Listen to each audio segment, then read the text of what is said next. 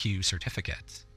Nevertheless, Martin was accepted on the strength of his submitted written work to the University of Winchester, where he graduated with a first-class Bachelor of Arts in Creative Writing. While he was there, he also won the university's prize for Best Fiction for a short story, The Society of Inverted Gentlemen, which has now been adopted as a screenplay and submitted to the BBC. Martin, who writes under the name M.J. White, has published a series of dystopian fantasy novels, such as The Phase, Journey to the Core. Now he's halfway through a master's degree at the university for creative writing. As someone who never engaged with school, I have to pinch myself when I think I am now a master's student, said Martin. More recently, he's organized an online anthology of writing, stories, poems, photography, and artwork called Just Breathe. The collection focuses on what makes people happy and includes works from various artists. Pete, on the other hand, stayed in the catering industry after his time at the granary. In 2017, he was mentioned several times on the social media pages of his employer, Vanilla Catering.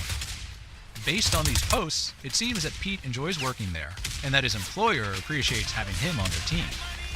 Vanilla Catering is a full-service catering company located near Southampton, providing services for a wide range of events and functions. Unfortunately, there are no further updates on Pete's career or life after 2017, as no recent social media posts or other information could be found. Similarly, there is limited information about Paul, also known as Chav, after the episode. At the end of the show, it was mentioned that Paul had plans to work and travel in the Lake District, a scenic region in northern England. However, no further details about his experience or current situation are available. Despite the lack of recent updates, it is hoped that both Pete and Paul are doing well and have continued to grow and thrive in their personal and professional lives since their time at the granary.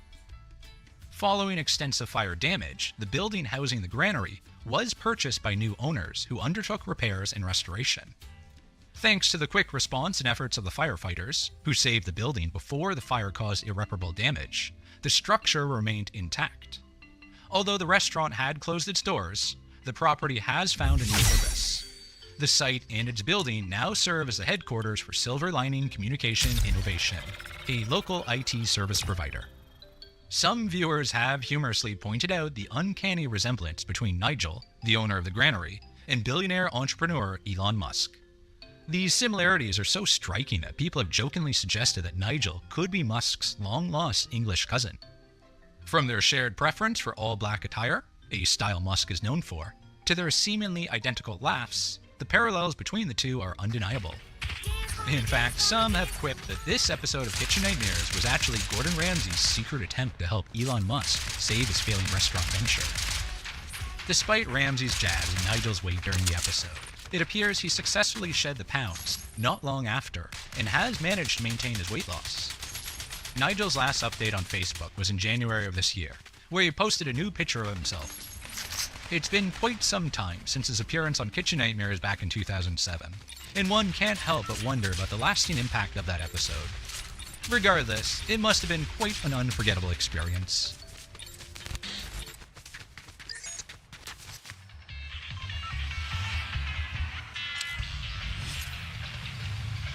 Why throw my lemons like that for? Why are you taking my product? They're molding you. Hey, look. In your opinion only. What? What part of that don't you freaking understand? What do you mean, freaking understand? Yeah, what part of that don't you understand? Eric, Yes, sir. you've got to talk to them. Come on. At least talk. What table's this? Go, Warren. Then wake up. You wake up. Idiot. You shouldn't even be in the kitchen. Get out of here. Get out of here. A sous chef that can't cook fish. A head chef that's just moping around doesn't care. This is a joke. Kitchen Nightmares has given viewers countless memorable moments over its run, but nothing captures attention quite like the chefs who made Gordon Ramsay truly question his sanity. We start with Doug from the Seascape Inn, all the way back in 2007, during the inaugural season of Kitchen Nightmares USA. Doug was a chef whose resistance to change exemplified the problems Ramsay often encountered. But even before Chef Ramsay arrived at the restaurant to help out, Doug's initial reaction to hearing of Gordon's presence was to call it a slap in the face to his expertise. I went to the Culinary Institute of America. I worked in successful restaurants, world-renowned. When Gordon criticized his food, Doug's response was simply F him. establishing immediately that constructive feedback would not be welcome. The quality of Doug's cooking reflected his closed-minded approach. His presentation featured an overwhelming amount of parsley garnish on each dish, leaving Ramsay astonished at its presence everywhere. It's a sign of a dated restaurant. Sprinkle it on your wife, but not on the fucking plates. When Gordon called one crab cake a crap cake after it disintegrated on the plate, Doug appeared genuinely offended by the criticism. I've been doing this for 38 years. I'm not happy at all. I think he needs to back off. What elevated Doug from merely incompetent to potentially dangerous was his approach to kitchen hygiene. During inspection, Gordon discovered fish kept inside a dog food bag, 8-day-old rice that had been served to customers, and most terrifying of all was a piece of molding pork that was being eaten by Doug, bit by bit, grossing out Ramsay even more. That was for me, actually. That's for you. Yeah, the one with Don't eat it. Don't fucking eat it. I already had. You've eaten it. The walk-in refrigerator was described as having grime caked on everything, though Doug maintained they cleaned regularly. Perhaps most telling about Doug's professional attitude was his refusal to even taste Gordon's food. After Ramsay taught the staff a fresh bass dish to modernize the menu, Doug refused, claiming he knows what striped bass tastes like. This shocked Gordon, who noted he'd never met a chef who wouldn't taste a dish from him. God, that's the first time a guy's never tasted my food. Now I'm seriously insulted. Imagine Chef Ramsay offering you a taste of a dish he just cooked in front of you, and you don't even want to take a bite? Unbelievable. The situation ultimately became untenable, requiring Ramsay to implore the owner to fire Doug mid-episode, an uncommon but necessary intervention. Doug exited amid profanity and complaints, leaving behind a legacy of resistance and substandard practices. Fortunately, Chef Ramsay managed to get Doug to clean the place before he was fired.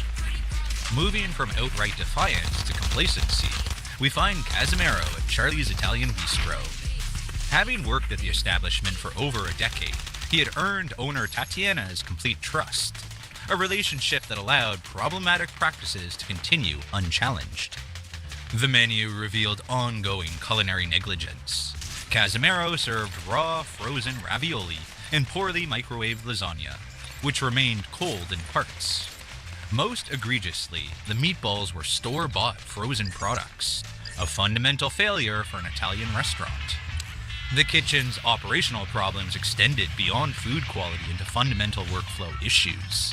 Since Casimiro spoke only Spanish, while most staff communicated in English, the kitchen functioned with minimal verbal coordination, creating a silent, disconnected environment ill-suited to high-volume service. Ramsay challenged the kitchen crew to make homemade Italian-style meatballs. While Daniela, the sous chef, nailed it, Ramsay caught Casimiro up to something strange. What did you do? You didn't fry them off? He's not even frying them off, he's just boiling them in sauce? Our boy Casimiro cooked up Mexican-style albondigas, boiled meatballs in tomato sauce, rather than pan-frying them. It turns out that, despite working in an Italian restaurant for more than 10 years, he still didn't know how to cook a meatball the authentic Italian way. Due to his lack of knowledge, he was given a one-on-one lesson from Gordon Ramsay himself on the correct technique. You'd think after that he would be good to go, right? However, even after demonstrating the correct cooking method, the moment Ramsay turned his back during service, Casimiro started burning the meatballs in the pan. What the fuck have you done? Stop. No, listen, fucking donkey. When confronted about his obvious cooking error, Casimiro responded not with concern, but with laughter. This inappropriate reaction escalated into an unprecedented response. Casimiro simply stopped cooking altogether, folding his arms and refusing to continue service despite mounting orders, effectively staging a mid-service strike after being criticized. This work stoppage brought the entire restaurant operation to a standstill. Ramsay, rarely at a loss for words, succinctly expressed his assessment. Really? How about telling your fucking chef? Okay, you cook it. Now he's getting upset with me because I caught him out. The culmination of these issues finally broke through Tatiana's loyalty. She agreed to terminate Casimiro's employment that same night, ending a decade-long professional relationship. When she goes to have that talk with Casimiro, he at first refers to her as my child. Speaking to him in Spanish, she tells him she is sorry, but she has to let him go.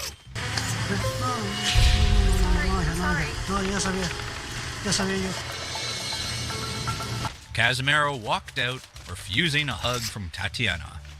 From calling her my child 1 second to walking away the next, Casimiro may go down as the worst chef in the entire history of Kitchen Nightmares. Chile relleno, por favor. While some chefs on this list failed through arrogance or apathy, Perla and Mama Rita's presents a different dynamic. Someone fundamentally unsuited for their position, but protected by personal connection. Despite 6 years in the kitchen, Perla lacked formal training, a deficiency that became increasingly apparent throughout Gordon's intervention. Investigation of the kitchen revealed systemic reliance on frozen ingredients. Over $12,000 worth of frozen, outdated stock, some dating back a full year. Perla's creative limitations became evident when challenged to develop a fresh menu item. After considerable struggle, Perla unveiled her masterpiece creation. Garlic bread. Garlic breast with Garlic and salt. Producing essentially a bland piece of chicken with a bit of garlic that failed to impress either Gordon or the staff when compared to Laura's attempt and Gordon's demonstration dish. This exercise clearly illustrated Perla's lack of culinary imagination and technical foundation. These issues became crucial during the relaunch with new menu items. Perla struggled to ensure consistent quality and fundamental techniques. Steaks were served at incorrect temperatures, side dishes were overcooked, and plates were incomplete. More worrisome was her failure to organize the kitchen team, leading to significant confusion and delays. Gordon warned Laura that Perla was not cut out to be head chef, but Laura continued to support her head chef, even taking her outside to reassure her that everything would turn out all right. It'll be okay. I promise you it'll be okay. The boundary between professional and personal relationship had blurred considerably, prompting Gordon's sharp question to the owner, Laura. Are you her boss or are you her friend? I am her boss, and Wrong. You're her friend. This query became the central examination of the episode, highlighting how personal loyalty can undermine business standards. The situation eventually required Gordon to deliver an unvarnished assessment to Laura. Perla is not capable of running the kitchen. She's not equipped to work a line. There's not 1 ounce of line material in that woman. This truth prompted an emotional scene where Laura confronted the possibility of losing someone she considered her right hand, an early business savior. Although Laura hesitated to dismiss Perla on camera, updates after the show indicated that Perla was removed from her role as head chef soon after filming concluded, subsequently undergoing retraining and reassignment in catering. Ultimately, however, it became clear that Perla was never truly fired and continued as the head chef. Mama Rita's did not survive much longer and eventually closed its doors. As we continue our examination, Chef Pinto of Cafe 36 introduces a particularly memorable linguistic contribution to Kitchen Nightmares lexicon, the concept of fresh frozen food. Keep it fresh frozen. Fresh frozen? Yes, chef. There's no such thing. It's either fresh or it's frozen. This contradiction in terms perfectly encapsulates the confused culinary approach that defined his kitchen.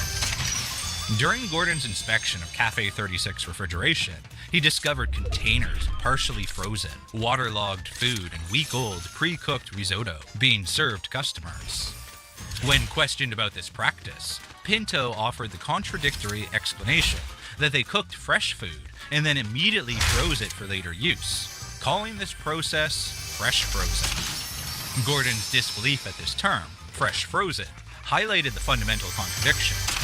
Pinto had transformed what should be daily fresh preparation into a batch cooking system, where even delicate dishes like seafood risotto were made in advance and reheated. Gordon directly called this the lazy way of serving food, to which Pinto could only offer a sheepish grin. Frozen. It was a fresh frozen. you keep it frozen, fresh frozen, it tastes more fresh. Despite claiming Italian training, Pinto's technical execution fell dramatically short of professional standards. Ramsey declared the risotto one of the worst he had ever tasted, finding it mushy, overly salty, and clearly aged. Investigation confirmed the rice was 8 days old, yet still being served to customers. Appetizers demonstrated similar problems. A duck salad presented as an overly sweet combination of candied walnuts and fruits, while salmon crepes arrived soggy and were revealed to be made from store-bought crepes.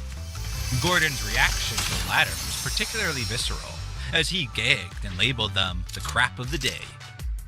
It's just like really bad sex. It keeps going on, and at some point you just wish it would be over. Pinto's reaction to criticism revealed a significant disconnect.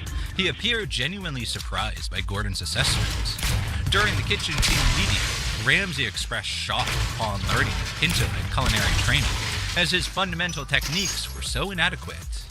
Pinto remained largely silent as Gordon criticized his use of cold food and defrosted produce. The kitchen's operational problems extended to timing and communication. Pinto and his sous chef Barney were described as not working well together at all, with minimal communication during service. This dysfunction resulted in extensive delays. Customers waited 45 minutes to an hour for entrees, and many dishes were returned by dissatisfied diners. Pinto has one speed, and that speed is fuck you. Throughout those issues, Pinto maintained a mild-mannered, almost passive demeanor. When Gordon directly suggested to the owners that the change I would make is Pinto, essentially recommending replacement, the chef offered minimal protest. As Ramsey summarized to the owners, the engine room, the kitchen, had been compromised under Pinto's management, and fixing Cafe 36 required showing the chef the door. We find out that Pinto departed from Cafe 36 permanently the next day. It's unclear if he resigned or was let go. You never had a bad day? I do have bad days all the time. Obviously, you have one today. Just relax, take a chill pill, reload, and do it again. Moving from passive incompetence to active hostility, Chef Eric of Casa Roma presents a study in confrontational resistance. From the outset, Eric positioned himself as an adversary rather than collaborator. His initial response to learning of Gordon's critique was a dismissive, kiss my ass, establishing his combative stance before even meeting Ramsey. People say, well, he's a 5-star Michelin chef. Okay, so he's got 4 tires and a spare. Kiss my ass. It means nothing to me. Eric's operational deficiencies quickly became apparent. During Gordon's sampling of Casa Roma's menu, the kitchen took over an hour to deliver food, creating such extensive delays that Ramsey resorted to jogging laps around the empty dining room to pass time. When dishes finally arrived, they proved deeply disappointing. Soggy stuffed mushrooms, a limp deluxe pizza, and a Monte Cristo sandwich visibly dripping grease when Gordon squeezed it.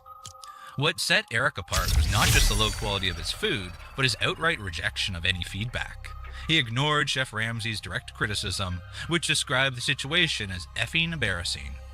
So cut the limp dick excuses and give me some fucking respect for the restaurant alone. It was a bad fucking day, pal. Now you're pushing it enough. During dinner service, when a customer returned a meatball entree, Eric's reaction epitomized his attitude. I ain't got time for that.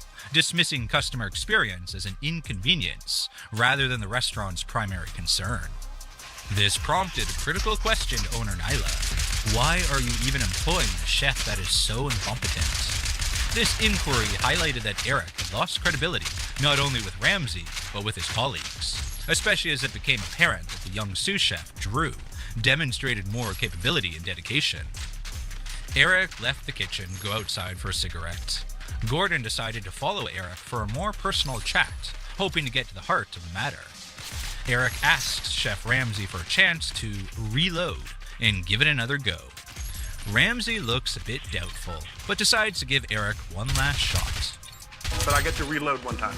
I won't get caught flat-footed again. You bet your ass on that. The final assessment came after inspection revealed deeply concerning storage conditions. Rotten food and unidentifiable substances throughout the facility, including the bathroom. This neglect in basic sanitation standards underscored Eric's fundamental disregard for operational standards. Finding herself without support for Eric's continued employment, Nyla terminated him on the spot. Eric's departure was as combative as his tenure. He exited cursing, complaining, "I got effed on that deal," as he left, positioning himself as a victim rather than acknowledging responsibility. The contrast following his departure was immediate and stark. Kitchen atmosphere improved noticeably, with sous chef Drew stepping into the leadership role Eric had failed to provide. In fact, rumor has it that Eric is still reloading somewhere. My food is good, and if he critiques it like I seen him critique other people's food, I'm gonna probably throw it at him. The pattern of hostility continues with Chef Eric of PJ's Steakhouse, whose combination of attitude and performance created particularly memorable television. From his initial interview, Eric established his resistant stance, remarking about Gordon. I'm not intimidated by Gordon, and if he can help us, great. If he can't, then he can go fuck himself. A comment that immediately placed him among the show's most infamous participants. The context was significant. Owners Joe and Madeline had invested $2 million to transform a pub into an upscale steakhouse. Yet business was failing, largely due to Eric's culinary execution and work ethic. When Ramsay sampled the menu, he discovered plastic fragments and crab cakes and improperly handled steaks that had been microwaved. Fundamental errors for a steakhouse chef. I have no idea where that plastic came from. Just happened to appear. I don't even have plastic in my kitchen. The kitchen inspection revealed concerning conditions: rotten produce, slimy meat, and general neglect. This prompted Ramsay to conclude that no one cared about anything at PJ's, while Eric observed with folded arms apparent indifference to the state of his workplace. Realizing he can't get through to either the owners or Eric, Chef Ramsay devises a plan. He takes the entire staff to a local movie theater to show them footage of interviews he filmed with locals called PJ's, the word on the street. The customers in the film who were interviewed don't hold back. They bluntly describe their disappointing experiences in the past at PJ's, with the main complaints revolving around the quality of the food. Still, Eric just sits there, laughing at what he hears and stuffing his face with popcorn. I wanted to turn around and smack Eric in the mouth. He's behind us, munching on popcorn with a grin in his face. When asked, Eric stated that he didn't believe what he saw in the film, suggesting that the comments were exaggerated.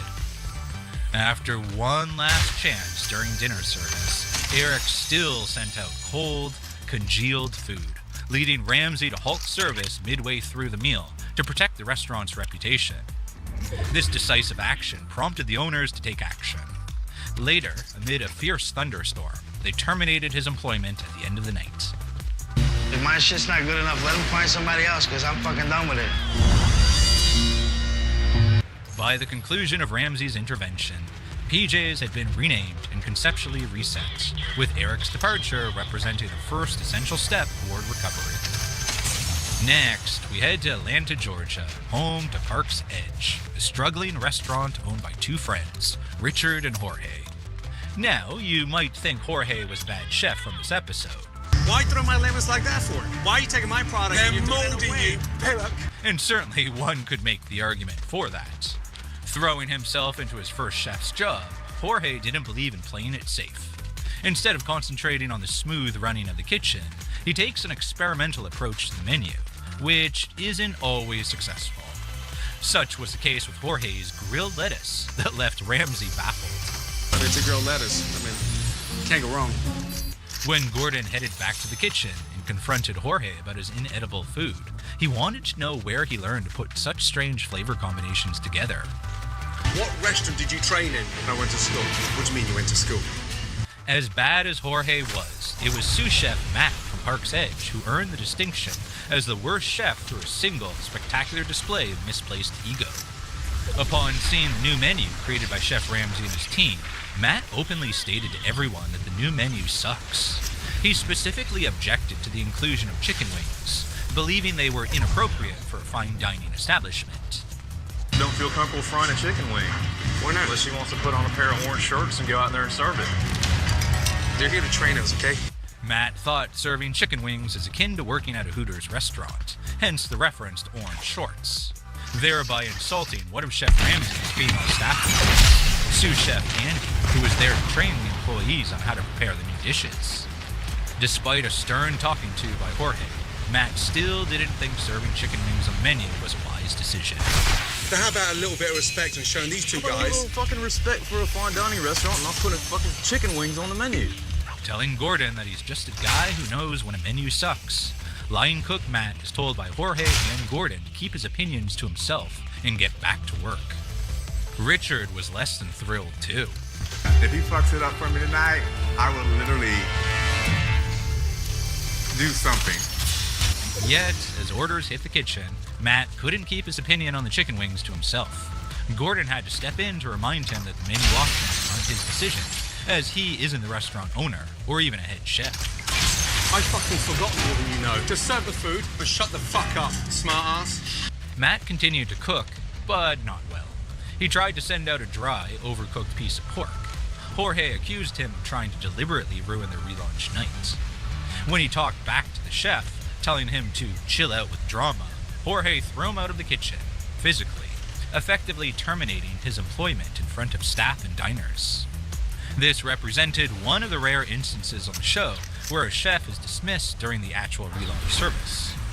Even during his exit, Matt continued expressing grievances, maintaining his position that the concept was beneath his standards.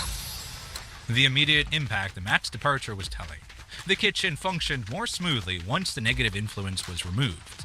The remaining team pulled together, expediting food efficiently, and Ramsay commended Jorge for stepping into stronger leadership without Matt's oppositional presence.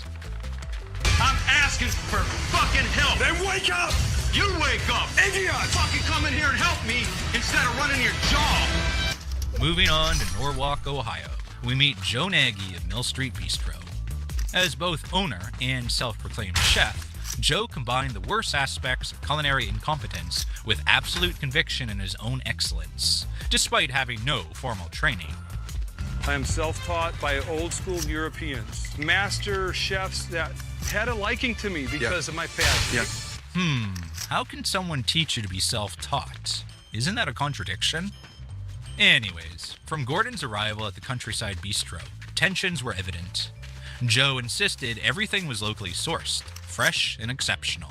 Claims immediately contradicted by Ramsay's taste testing. Ramsay was also notably unimpressed when presented with one of Joe's tiny micro carrots, which Joe appeared to take great pride in. He explained that these were not intended for consumption, but were merely a garnish for the plate. It seemed that Ramsay didn't hold them in high regard, and this really seemed to bother Joe. Little petite carrots that go there. Those same carrots go to the White House. Those same carrots go to the 5 Seasons.